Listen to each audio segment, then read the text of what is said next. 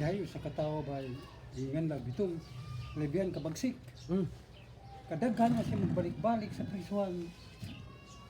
Ang mga tao nga makakita niya nga nakaila niya mahadlok yun. Hmm. Mahadlok kay Yan. isog lagi. Amo gid Karon. kinasugan itong lapita sa inyo. Pagbalik niya og gawas sa prisuhan, nagwild. Hmm. Nagdakot sinyo. Hmm. Nanagan ang mga tao. Kutom sa mga tao makaila. Nanagan kay hadlok lagi. Hmm. Sus, karon kakaw siya. Kutom sa mga tao niyang masugatan. Iyang pangutanon. Ikaw pre, mutuo ka Ginoo. O pre, mutuo ko Ginoo. Ay, ang patyon. Patyon, yun yawa gid ang tawhana. Yang patyon.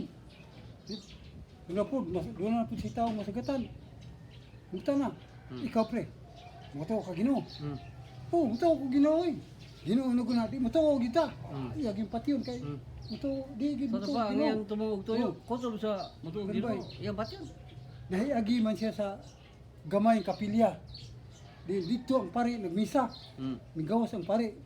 Nangutahan ang pari, anak, ngano ka ba? Ngano ba ka nang dalim kutsilyo mo nakadugo na? Bago pa kung nakagawas sa prisuhan pa di. Maglagot ko na ng mga tao nga magawas sa prisuhan. Hmm. Maglagot ko ng mga tao nga mutuo o Ginoo. Uy. Unya, anak, kung saan man nimo ang mga tao nga mutuo sa Ginoo. Kutob sa mga tao nga mutuo o Ginoo pa rin. Akong patyon. Unya pa rin, mutuo ka Ginoo. Siya, o kani adto anak. Mutuo ko Ginoo, pero karon di na ako mutuo.